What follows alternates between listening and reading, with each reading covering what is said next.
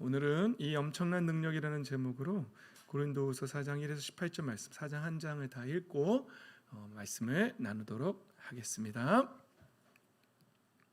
교독합니다. 이러므로 우리는 하나님의 자비를 힘입어서 이 직분을 맡고 있으니 낙심하지 않습니다. 우리는 부끄러워서 드러내지 못할 이들을 배격하였습니다. 우리는 간교하게 행하지도 않고 하나님의 말씀을 왜곡하지도 않습니다.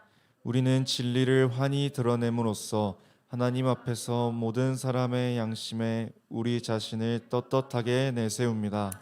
우리의 복음이 가려 있다면 그것은 멸망하는 자들에게 가려 있는 것입니다. 그들의 경우를 두고 말하면 이 세상의 신이 믿지 않는 자들의 마음을 어둡게 하여서 하나님의 형상이신 그리스도의 영광을 선포하는 복음의 빛을 보지 못하게 한 것입니다. 우리는 우리 자신을 전하는 것이 아니라 예수 그리스도를 주님으로 선포합니다. 우리는 예수로 말미암아 우리 자신을 여러분의 종으로 내세웁니다. 어둠 속에 빛이 비쳐라 하고 말씀하신 하나님께서 우리의 마음속을 비추셔서 예수 그리스도의 얼굴에 나타난 하나님의 영광을 아는 지식의 빛을 우리에게 주셨습니다. 우리는 이 보물을 지그릇에 간직하고 있습니다. 이 엄청난 능력은 하나님에게서 나는 것이지 우리에게서 나는 것이 아닙니다. 우리는 사방으로 죄어들어도 움츠러들지 않으며 답답한 일을 당해도 낙심하지 않으며 박해를 당해도 버림받지 않으며 거꾸로 뜨림을 당해도 망하지 않습니다. 우리는 언제나 예수의 죽임 당하심을 우리 몸에 짊어지고 다닙니다. 그것은 예수의 생명도 또한 우리 몸에 나타나게 하기 위함입니다.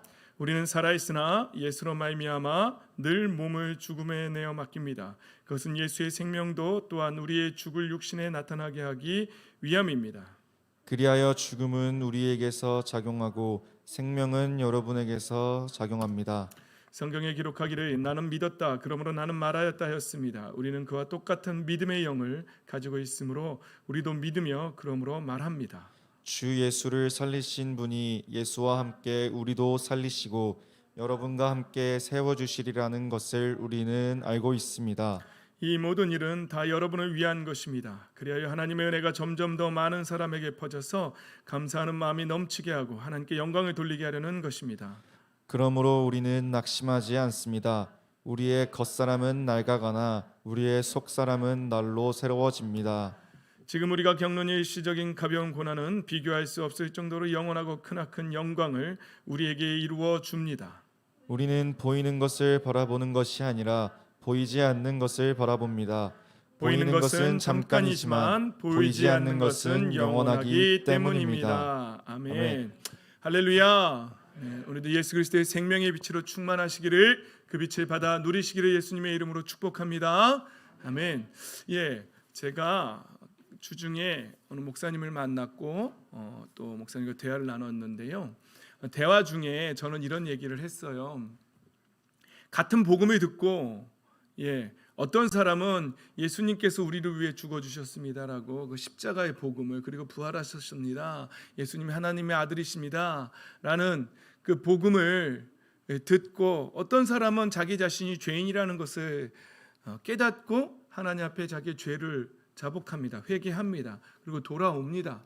그런데 어떤 사람은 같은 내용의 말을 들으면서도 그냥 멍을 한다 그래야 되나? 멍 때린다 그래야 되나? 멍텅하니 있다가 그런갑다. 그리고 그냥 세상으로 가는 모습들을 많이 봐서 그게 참 안타깝기도 하면서 참 신기하기도 하고 왜 같은 복음에 반응하는 것이 다를까라고 이제 이런 대화를 나눈 적이 있어요. 했더니 그 목사님은 이렇게 말씀하셨어요.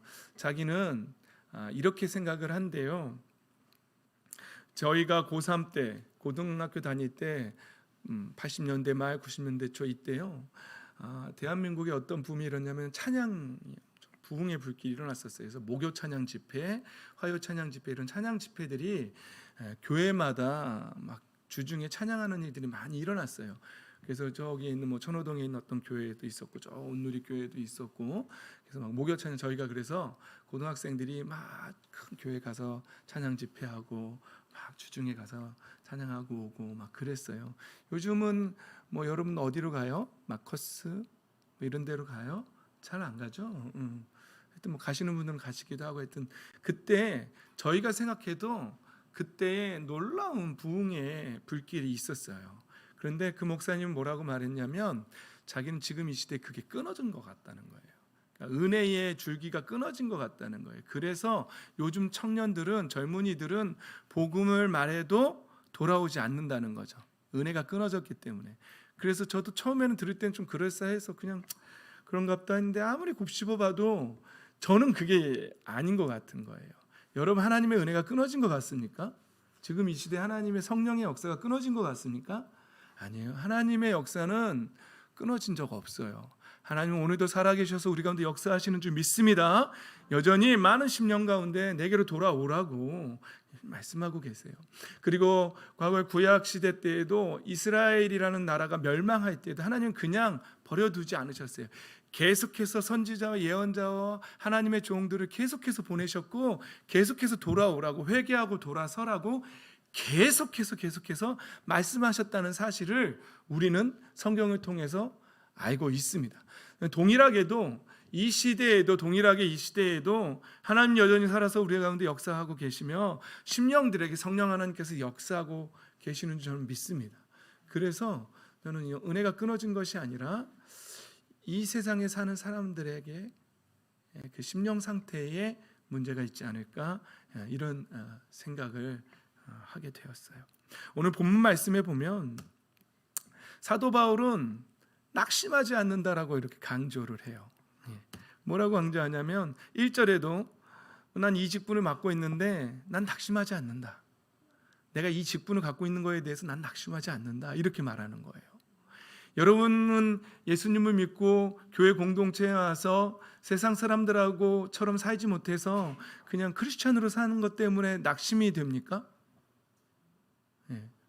저는 어떤 청년한테 이런 말도 들었어요. 아니, 좀 있는지 없는데 다 지어보고 다 즐겨보고 그 다음에 좀 회개하면 좋지 않겠냐고. 왜 우리는 이 세상을 즐겨보지도 못하고 이렇게 살다가 천국에 가야 되냐고, 이런 말을 했던 청년이 좀 기억이 나요. 저도 사실은 그런 마음이 살짝 젊었을 때 든 적이 있었지만, 그래서 결국은 그 청년은 진짜 그걸 실천으로 옮겼던 것도 저는 알고 있어요. 그러나 여러분, 하나님께서 여러분 그거 같지 않아요. 용서해 주시지만, 회개하면 용서해 주시지만, 여러분 순결한 신부로서 하나님 앞에 하는 거하고, 우리 신부라고 비교하잖아요. 있는 죄 없는 데 다 짓고 회개하고 하나님 앞에 간 거하고, 이 다음에 하나님 앞에서 우리의 영광이 달라요. 어쩌면 우리는 부끄러울지 몰라요. 나의 죄악들 때문에 용서는 받았죠. 물론 성경 말씀은 하나님께서 우리의 죄를 기억지 않으시겠다고 약속하셨어요. 잊어버리시겠다고 약속하셨어요. 그러나 저는 제 개인적인 생각은 천국에 가서 나 스스로, 우리가 이 땅에 있을 때 기억을 다 잊어버릴까요? 잊어버리면 내가 뭘 했는지 모르는데 어떻게 영광을 받을 수가 있겠어요? 어떻게 상급을 받을 수가 있겠어요? 기억이 나죠. 기억은 사라지지 않는다고 저는 생각해요.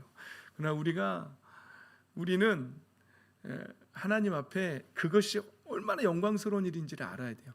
있는 죄 없는 죄 다 짓고 회개하면 그만이지라고 그렇게 하다 천국에 간과하고, 정말 그 죄와 싸우면서 끝까지 영적인 순결을 지키며 거룩한 그 믿음을 지키다가 천국에 간 것하고는 너무나 다르다는 사실이죠. 사랑하는 우리 형제 자매 여러분, 같지 않습니다. 그러니까 착각하지 마세요. 원수마귀는 우리를 속이는 거예요. 회개하면 되잖아 그러면서 속이는 거예요, 자꾸. 그래서 여러분 마음속에 내가 예수님을 믿는 것 때문에 내가 좀 왠지 손해보는 것 같고 그런 걸로 낙심해서는 안 된다는 거죠. 사도 바울도 낙심하지 않는다고, 16절에도 낙심하지 않는다고 계속 이렇게 말하는 거예요. 여러분 한번 생각해 보십시오. 사도 바울 선생님이 왜 고린도 교회에게 난 낙심하지 않아, 우리 낙심하지 않아라고 왜 계속 말할까요? 낙심할까 봐 그런 것도 있겠죠. 그리고 성도들이 볼 때에 그 사도 바울과 같은 그 사도들의 삶을 볼 때 여러분 보십시오. 얼마나 고통스럽고 위험하고 죽음을 무릅써야 하고 얼마나 힘든 일을 당하면서 살았습니까? 그걸 지켜보는 성도들이 난 저렇게 살고 싶진 않아 라는 생각을 할 수도 있지 않았을까요? 그러니까 사도 선생님이 그런 염려하지 마라, 난 낙심하지 않는다 그러면서 계속해서 왜 낙심하지 않는지에 대해서 얘기하고 계신 거죠. 오늘 말씀에 보면은 사도 바울이 우리 사도들이 사는 삶을 보면 예수의 죽임 당하심을 우리 몸에 짊어지고 다닌다라고 이렇게 표현하는 거죠. 실질적으로 사도들의 삶은 그랬습니다. 저와 여러분도 이 죽음을 각오하는 삶을 살고 있는 거죠. 네. 예수로 말미암아 늘 몸을 죽음에 내어 맡깁니다라고 10절 11절에 보면 죽음에 대해서 계속 얘기를 하고 있지요.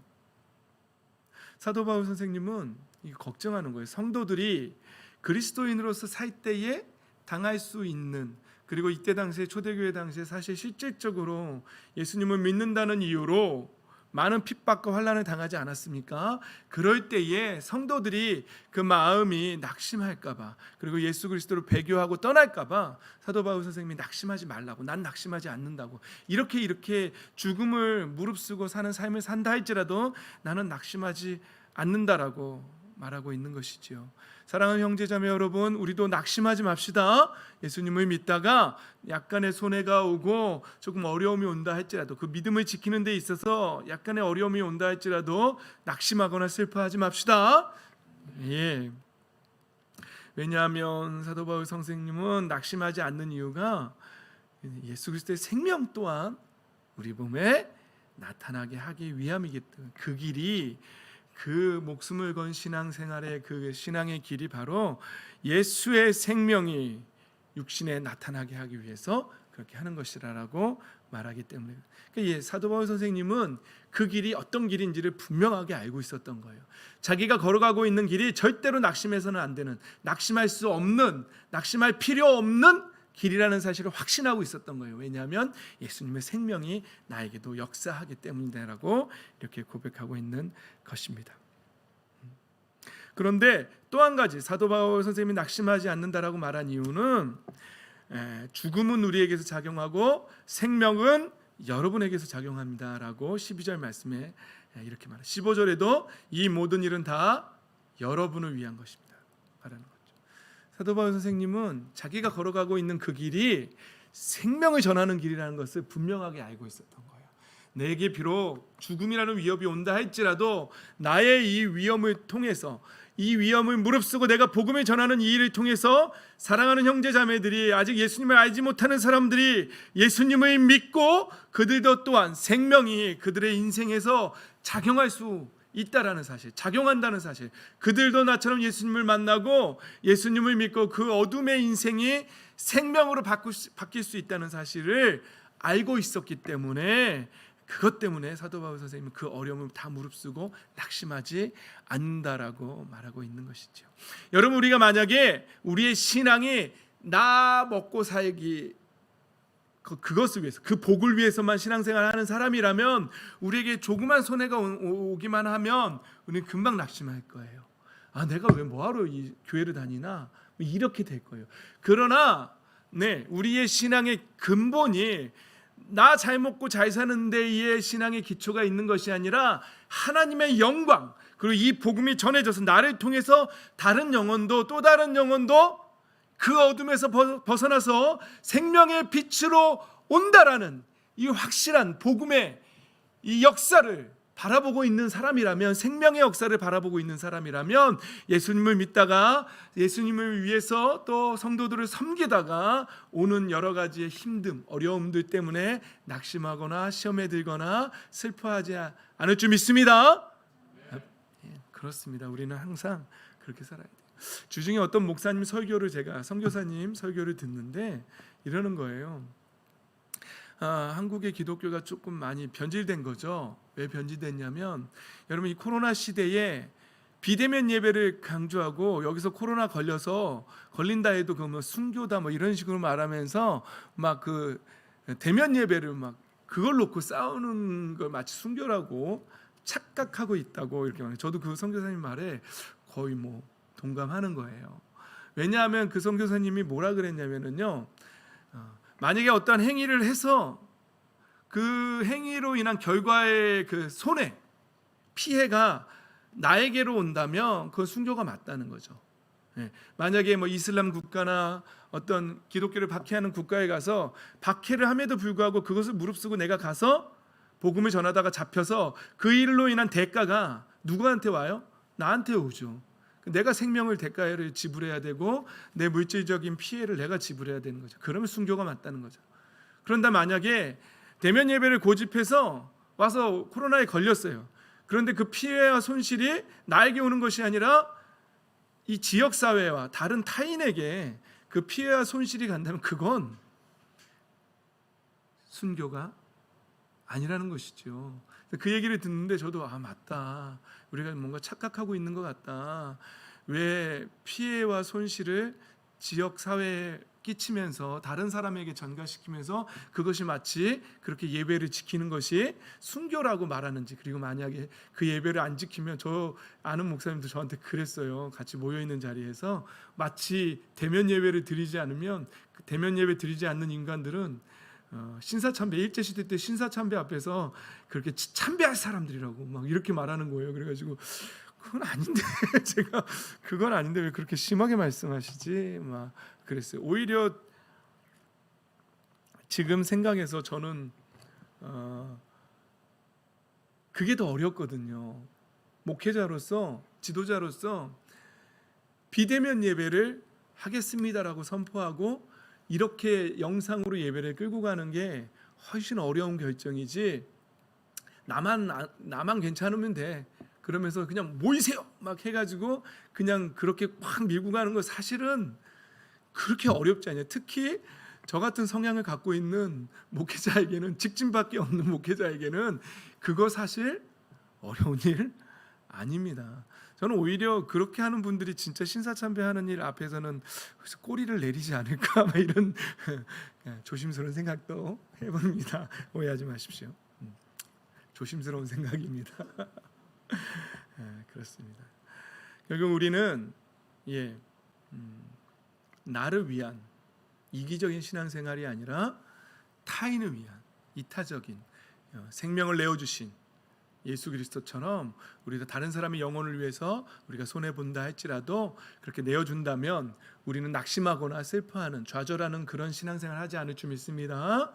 아멘. 그렇습니다. 그런데 사도 바울 선생님이 정말로 우리가 낙심하게 되는 결정적인 이유는요, 오늘 본문에서, 오늘 본문은 아니고요, 그 오늘 읽은 4장 전에 3장에서 이렇게 말하고 있는 거예요.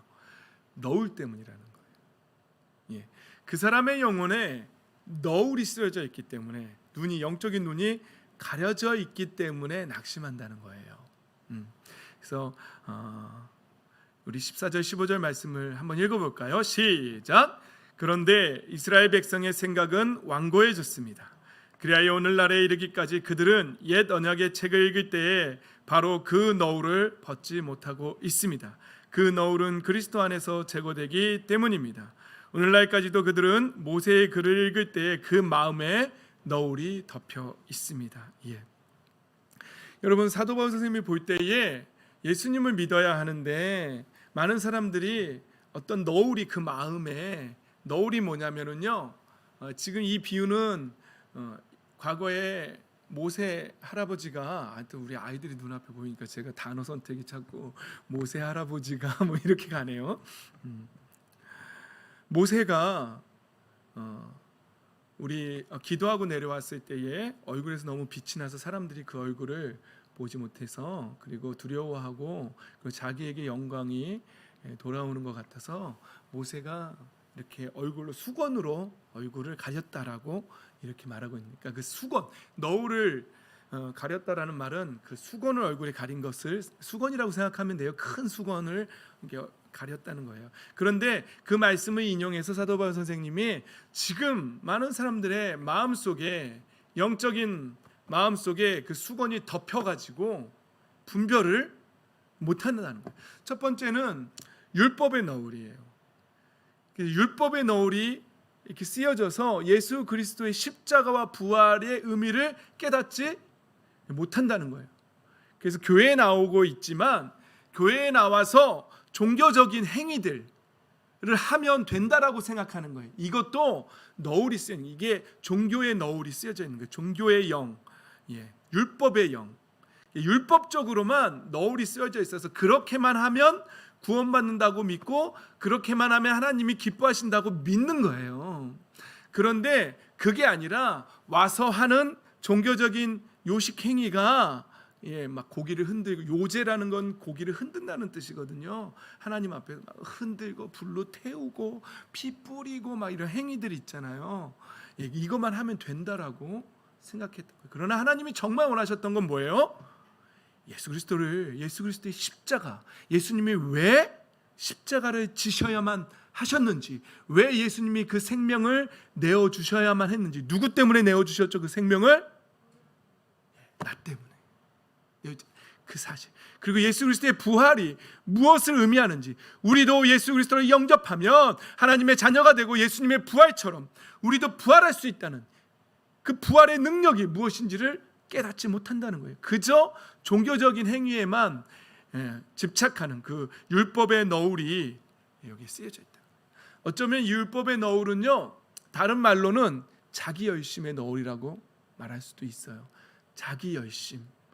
내가 이렇게 하면 하나님 좋아하시겠지? 내가 이렇게 하면 근데 진짜 하나님이 우리를 향해서 아니야, 나는 네가 무슨 거창한 일을 하기를 원하는 것이 아니라 너 한 사람이 참된 예배자로서 네 마음 중심이 나를 향해서 진짜 나를 사랑하고 네 마음이 나를 향하기를 원하는 거야. 이 세상과 타협하지 않고 전심으로 나를 바라보는 거야. 이게 하나님이 정말 원하시는 건데, 내가 이렇게 해가지고 건물을 하나 사가지고 하나님 앞에 드리면 하나님 정말 좋아하시겠지?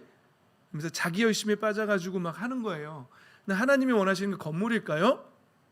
그 사람이 세상과 타협하면서 세상에서 하지 말아야 할 짓들은 다 해가면서 하나님이 싫어하는 마음을 품어가면서 막 살면서 돈만 하나님 앞에 막 많이 드리는다면 하나님 그거 기뻐하실까요? 기뻐하지 않아요. 그게 바로 자기 열심의 너울이에요.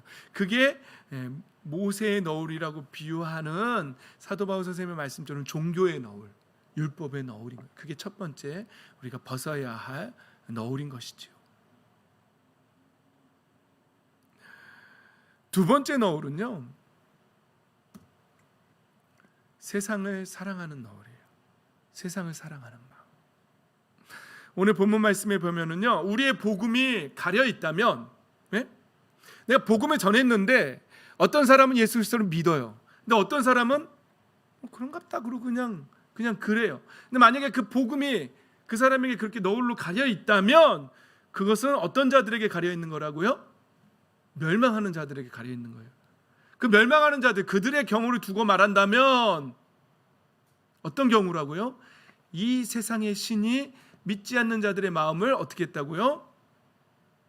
어둡게 했다고요. 그래서 하나님의 형상이신 그리스도의 영광을 선포하는 복음의 빛을 보지 못하게 한 것이라는 거예요. 이 세상의 신이 믿지 않는 자들의 마음을 어둡게, 이 세상 신이 누굴까요? 뭘까요? 마귀죠. 성경이 말하는 사탄이죠. 옛뱀이라고도 하고 사탄이라고도 하고 마귀라고 하는, 성경이 말하는 그 악한 영, 그 이 세상 신이죠. 그것이 그들의 마음을 어둡게 했다는 거예요. 근데 가만히 있어도 막 어둡게 한다는 것처럼 들릴 수 있지만, 우리 성경을 잘 찾아보면 우리가 이번 주 중에 읽었던 에베소서를 잘 보면은요, 에베소서 2장 1절부터 보면은요, 여러분도 전에는 허물과 죄로 죽었던 사람들입니다 라는 거예요. 그때의 여러분은, 예수님을 믿기 전에 허물과 죄로 죽은 상태에 있던 그때의 여러분은 허물과 죄 가운데서 이 세상의 풍조를 따라서, 이 세상의 문화를 따라서 공중의 권세 잡은 통치자, 곧 지금의 불순종의 자식들 가운데 작용하는 영을 따라 살았습니다. 그래서 우리 모두 전에는 그들 가운데서 육신의 정욕대로 살고 육신과 마음이 원하는 대로 행했으며 나머지 사람들과 마찬가지로 나이 때부터 진노의 자식이었습니다. 이렇게 말하는 거예요. 그러니까 세상을 사랑하는 마음, 뭐냐면은요, 이 세상의 문화를 따라서 막 사는 거예요. 그때에 이 세상에는 어떤 영이 작용하고 있냐면, 이 세상의 허망한 공중, 이 공기의 권세를, 이 허망하다는 뜻이에요. 공중의 권세는 이 세상의 허망한 권세를 잡은 통치자, 곧 지금의 불순종의 자식들 가운데 작용하는 영, 하나님을 불순종하는 자식들 가운데 작용하는 그 사람들 가운데서 작용하는 영이 있다는 거예요. 그 영을 따라서 사는 사람들이라고 말하는 거예요. 이게 바로 세상을 사랑하는 사람들의 마음속에 덮여 있는 너울이에요. 그게 덮여 있으면은요, 예수 그리스도의 십자가와 부활을 바라볼 수가 없는 거예요. 그래서 예수님은요, 요한복음에서 뭐라고 말했냐면은요, 많은 사람들에게 내가 너희들한테 다만 하나님을 사랑하는 것이 너희 속에 없음을 알았노라.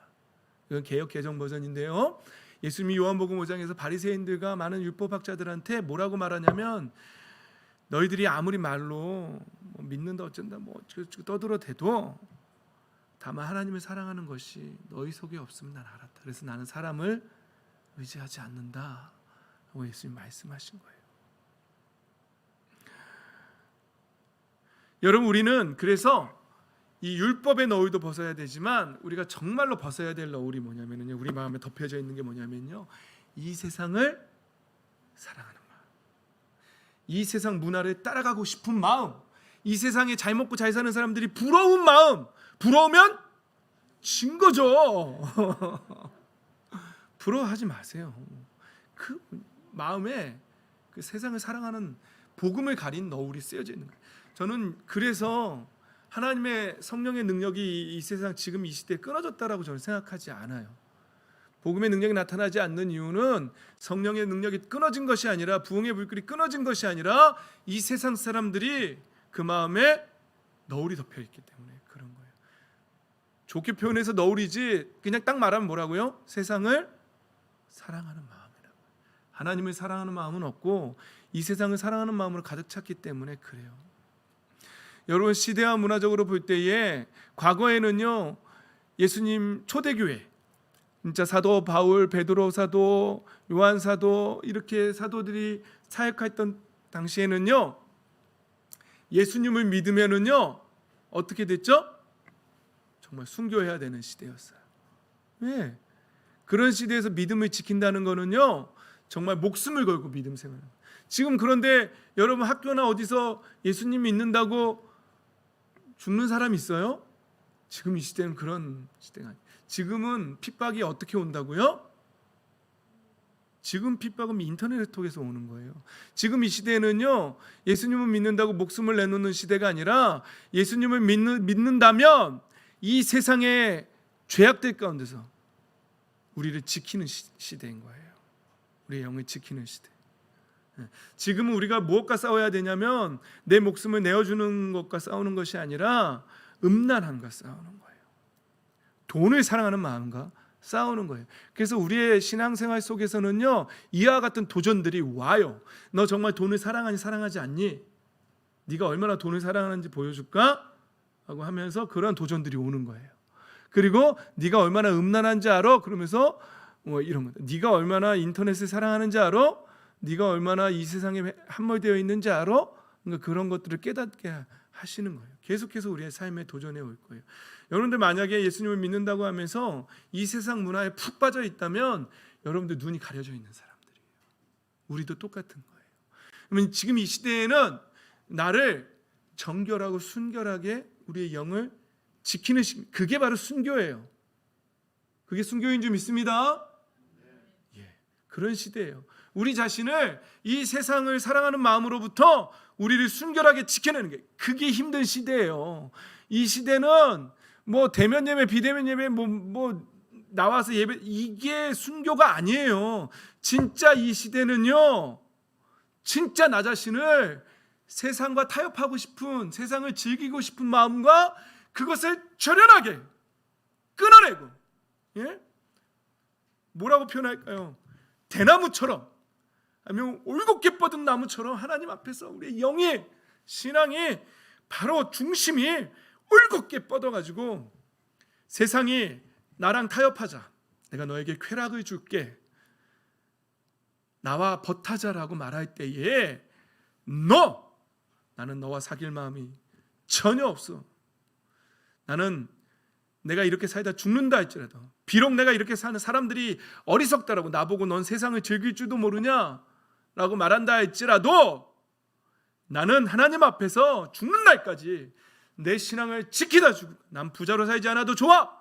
나는 이 세상에 세상 사람들이 자랑하는 그 많은 것들 나 갖지 못해도 좋아. 나는 하나님 앞에서 이 신앙만큼은 내가 확고하게, 순결하게, 정결하게, 온전하게 지키다가 그렇게 살다가 죽을 거야 라고 결단하고 살아가는 것이, 그게 바로 이 시대가 요구하는 순교인 줄 믿습니다. 그렇게 살아가는 저와 여러분이 되시기를 예수님의 이름으로 축복합니다. 아멘. 성경은 이 너울을 벗는 방법을 우리에게 말해주고 있어요. 어떻게 하면 너울이 벗어진다고요? 사람이 주님께로 돌아서면 그 너울이 벌어져. 세상을 향해서 세상이 주는 쾌락을 쫓아서 그것에 우리의 시선을 빼앗기고 그것만 바라보고 돈. 성적인 쾌락. 예? 얼마 전에 뉴스 방송에서 봤어요. 그렇게 5명 이상 모이지 말라고 막 그랬더니 막 자기들끼리 뭐 노래방이니 뭐 단란주점이니 이런 걸 통으로 빌려가지고 문 걸어 잠가놓고 그 안에서 술 먹다가 단속반들이 막 문 뚫고 들어갔더니 걸리고, 술 먹다 걸리고, 옆방에서는 우리 아이들이 있어서 19금이라 가지고 말을 못 하겠는데 하여튼 그건 아주 추잡스러운 그런 걸 갖다 걸리고, 이런 것들이 뉴스에 나왔어요. 그 사람들의 인생의 목적은 뭡니까? 그거예요. 세상의 쾌락이에요. 인생 별거 있냐? 즐기자. 먹고 즐기자. 그러면서 그것만을 추구하면서 사는 사람들이에요. 그러니 모든 관심사가 다 거기에 있는 거죠. 거기에 인생을 거는 거죠. 모든 가지고 있는 물질도 그 쾌락만 얻을 수 있다면 거기다 거는 거죠. 그렇게 사는 사람들. 그렇게 쾌락만 보고 살다가 어떻게 하면 된다고요? 그 시선을 주님께로, 예수 그리스도의 십자가 부활로 그 시선을 돌리면, 그 초점을 돌리면 그 너울이 벗어진다는 거예요. 할렐루야. 예수 그리스도께로 우리의 중심을 돌립시다. 우리의 시선을 돌립시다. 그리고 우리 마음속에 있는 잘못된 종교의 너울과 그리고 이 세상을 사랑하는 마음의 너울들을, 그 속임들을, 영적인 가림을, 영적인 눈먼물 벗어냅시다. 그래서 바른 신앙으로 갑시다. 그래서 오늘 읽은 우리 본문에서는요, 사도 바울이 이렇게 말하는 거예요. 어둠 속에 빛이 비쳐라 하고 말씀하신 하나님께서, 하나님이 천지를 창조하실 때 뭐라고 하셨죠? 처음에 빛이 있으라 말씀하신 그 하나님께서 누구에게 그 빛을 비추셨다는 거예요? 우리 안에 우리 각 사람의 심령 안에 빛이 있으라 라고 선포하신 거예요. 그래서 우리에게 이 지식의 빛을 우리에게 주셨다는 거예요. 이 지식의 빛을, 다른 빛이 아니라 그 지식의 빛, 이게 뭐냐면은요, 예수 그리스도의 얼굴에 나타난 하나님의 영광을 아는 지식의 빛이에요. 예수 그리스도의 십자가 부활이 어떤 의미인지를 깨닫는, 성경 말씀을 깨닫는, 이 땅을 내가 왜 살아야 하는지, 내가 무엇을 위해 살다가 죽어야 하는지, 이 땅에 태어난 나의 목적이 무엇인지 깨닫는 이 지식의 빛.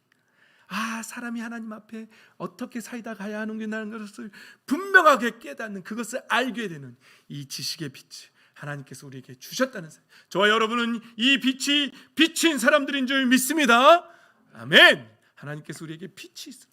그래서 우리 마음속에 어둠이 엄습해 올 때마다, 여러 종류의 어두움들이 엄습해 올 때마다 우리가 어떻게 해야 된다고요? 예수의 이름으로 명하노니 빛이 있을지어다.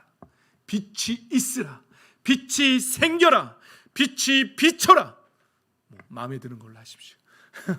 뭐라고 표현해도 좋습니다. 생명의 빛을 선포하십시오. 그러면 하나님이 살아계시고 예수 그리스도의 이름의 능력이 있는 것이 성경 말씀이 진리라면 우리가 예수 그리스도의 이름으로 그 빛을 선포할 때 우리 마음에 엄습해오는 모든 그 우울한 마음, 그 슬픈 마음, 세상을 사랑하는 마음, 잘못된 진리에서 벗어난 복음의 진리에서 벗어난 신앙의 행위들, 하나님께서 그 빛으로 그것들을 다 그 어두움들을 물리치게 해주시고 우리에게 생명의 빛으로 가득 차게 하실 줄 믿습니다. 아멘. 이 빛으로 우리는 가득 차야 합니다. 근데 오늘 성경 본문은 이것이 뭐라고 표현하냐면 이것이 보물이라 그래요. 이 지식의 빛, 이게 이 보물을 우리 안에 가졌다는 거예요. 이 질그릇 같은, 우리는 질그릇처럼 연약한데 목사님이 지금 저 질그릇들이 깨져가지고 좀 속상한데 우리가 그런 질그릇이라는 거예요. 깨지기 쉬운 질그릇이라는 거예요. 흙그릇. 근데 그 안에 뭘 가졌다고요? 어떤 사람은 이 세상의 쾌락을 담아요. 거기다가. 그건 쾌락 그릇이죠. 근데 우리는 어떤 그릇이라고요? 이 보물, 우리 안에 빛이 있으라 말씀하신 그 생명의 빛을, 예수 그리스도의 얼굴에 있는 하나님의 영광을 아는 지식의 빛, 이 보물을 담은 존재라는 거예요. 우리가. 그런데 이 엄청난 능력이 하나님께서 나는 것이라는 거예요. 우리 스스로에게서 나는 것이 아니라 이것을 보물이라고 표현하고 이것을 엄청난 능력이라고 표현해요. 왜냐하면 이 능력이 있으면, 이 보물이 있으면 어떤 일이 벌어지냐면 삶 속에서요, 움츠러들지 않는데요, 낙심하지 않는데요, 버림받지 않는데요, 망하지 않는데요, 사방으로 우겨쌈을 당하여도, 사방으로 죄어 들어오는 우리의 상황이, 현실이 사방으로 죄어 들어오는 것 같은, 개역개정에서는 사방으로 우겨쌈을 당하여도 당하지 않는다, 움츠러들지 않는다는 거예요. 그리고 답답한 일을 당해도, 답답한 일을 당한대요, 안 당한대요?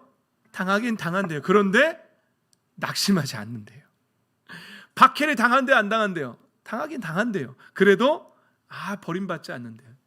난 버림받은 존재인가 봐, 하나님 날 미워하시나 봐, 이런 마음 갖지 않는다는 거예요. 거꾸로 뜨림을 당해도, 거꾸로 십자가에 매달리는 거꾸로 뜨림을 당하여도 그 망한 인생이 아니라는 거예요. 왜요?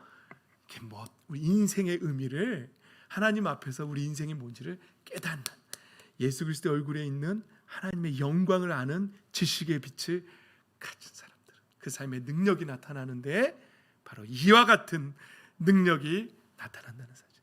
저와 여러분이 이 능력을 받은 사람들인 줄 믿습니다. 할렐루야. 근데 그 능력을 갖고 있으면서도 자꾸 그 시선이 세상으로 가면 어떻게 된다고? 다시 덮이는 거예요. 그러면은 내 인생은 왜 이 모양이냐? 그러면서 나는 괜히 예수님을 믿었나 보다, 나도 세상을 좀 즐겼으면 좋겠는데, 이런 쓸데없는 소리나 하게 된다는 것이죠. 여러분, 우리는 이 보물, 이 엄청난 능력을 가진 사람들이에요. 그래서 사도 바울 선생님이 오늘 고린도후서 4장의 결론을 이렇게 내는 거예요. 그러므로 우리는 낙심하지 않습니다. 우리의 겉사람은 낡아가죠, 늙어가죠, 후패하나, 우리 눈에 보이는 이 겉사람은 늙어갑니다. 물론 저는 동안이라서 많이 늙어 보이진 않지만 우리는 늙어갑니다. 근데 이 말은 우리의 외모만 늙어간다는 말이 아니에요.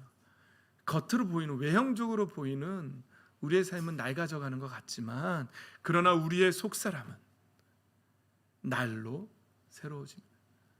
제가 어제 크리스마스 때 예배 때 그랬죠. 이제 크리스마스가 예전 같지 않아. 이 말은 뭐라고요? 옛날처럼 크리스마스 하면 막 업되고 막 즐기고 싶거라는 마음이 옛날 같지 않다는 그 말이잖아요. 근데 우리 입에서 어떤 말이 고백되어져야 되냐면, 우리의 속사람이 날로 새로워지고 있는 사람이라면 크리스마스의 의미가 매해 감격으로 다가야 할 줄 믿습니다. 진정한 의미가. 사랑하는 성도 여러분, 우리는 눈에 보이는 육신의 조건들은 낡아져 가는 것 같지만, 우리는 정말 우리의 속사람, 우리의 영은 하나님 앞에서 날로 또 새로워지고 또 변화되고 또 성화되어 가는 사람들인 줄 믿습니다. 사도 바울 선생님이 이렇게 말합니다. 우리가 이 땅에서 겪는 고난은 일시적이고 가벼운 고난이라고 그렇게 말합니다. 비교할 수 없을 정도로 엄청나고 크나큰 영광을 우리에게 이루어진다.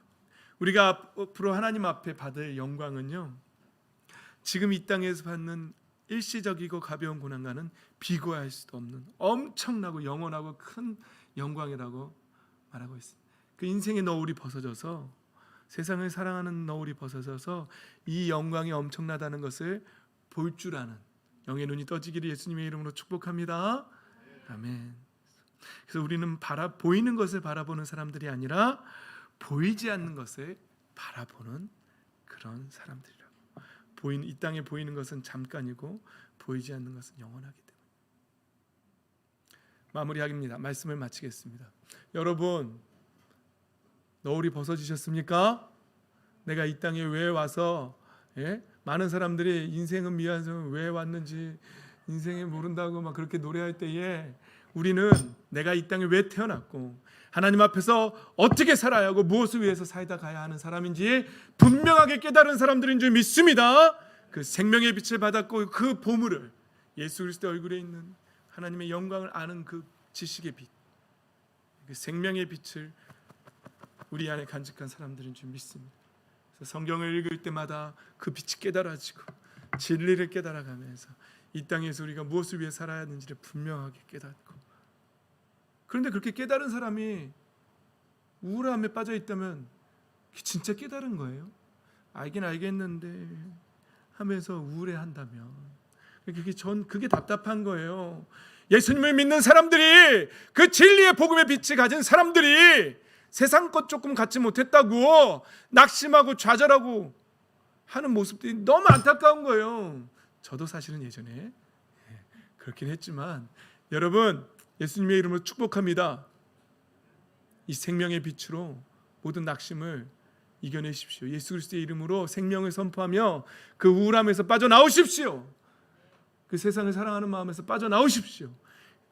복음을 선포하십시오. 생명을 선포하십시오. 빛을 선포하십시오. 그리고 우리가 정말 봐야 할 것들, 이 땅에서 하나님의 복음이 전파되고 많은 영혼들이 생명을 얻고 다시 살아나고, 나를 위한 그런, 왜 하나님 나에게 돈을 주지 않습니까? 라는 나를 위한 신앙에서 벗어나서 생명을 전하고 많은 영혼들이 생명의 빛으로 다시 살아나고, 우리의 다음 세대들이 예수 그리스도의 복음의 능력으로 생명의 빛으로 다시 새 생명을 얻으며 그 영혼이 회복되는 그 일들로 감사하며 영광 돌리며 그것을 보다가 기뻐하며 살아가다가 하나님의 나라와 그 일을 구하며 그 영광 위에서 살다가 가면 그것이 가장 복된 인생인 줄 믿습니다. 그것으로 낙을 쌓는 사람들은 이 세상의 것이 조금 없는 것 때문에 낙심하거나 좌절하지 않습니다.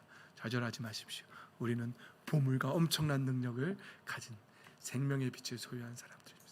저 여러분의 인생 가운데 이 빛으로 충만하여서 날마다 세상 사람이 너는 왜 맨날 웃니?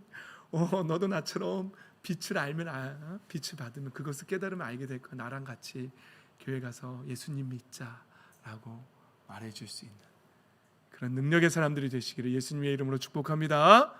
아멘. 찬양합시다.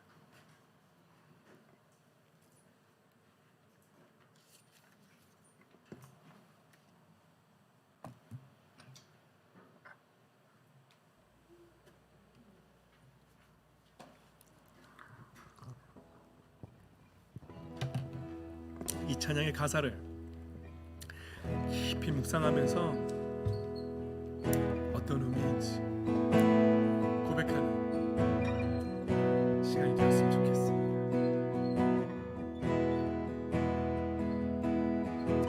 내게로 손을 들어 주를 보기 시작할 때 주의 일을 보겠니? 내 작은 마음도 익히사 하늘을 꿈꾸게 하네. 주님을 볼 때 모든 시선을 주님께 드리고 살아계신 하나님을 느낄 때 내 삶은 주의 역사가 되고 하나님이 일하기 시작하네.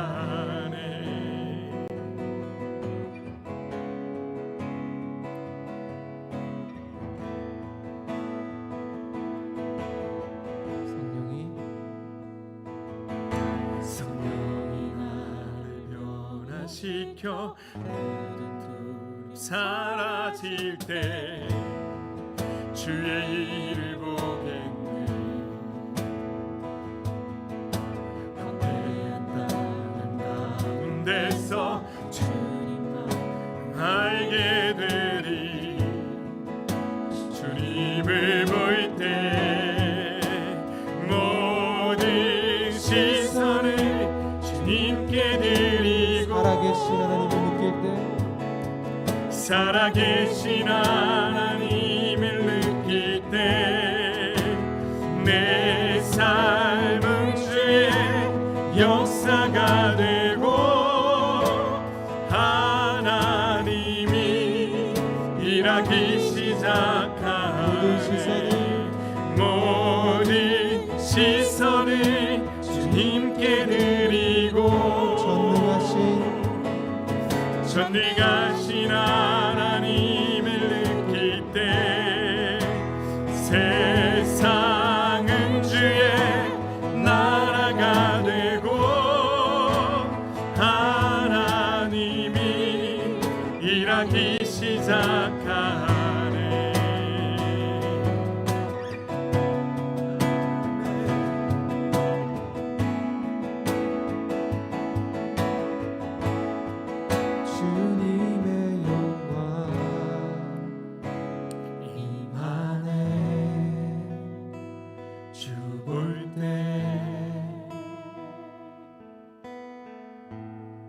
주님의 영광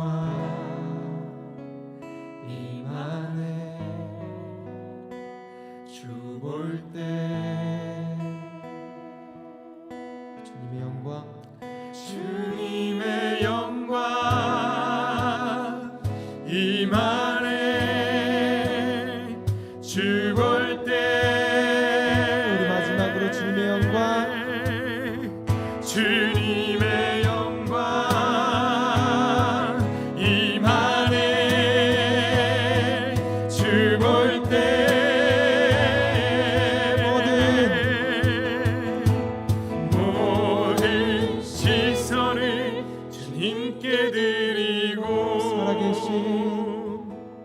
살아계신 하나님을 느낄 때 내 삶은 주의 역사가 되고 하나님이 일하기 시작하네.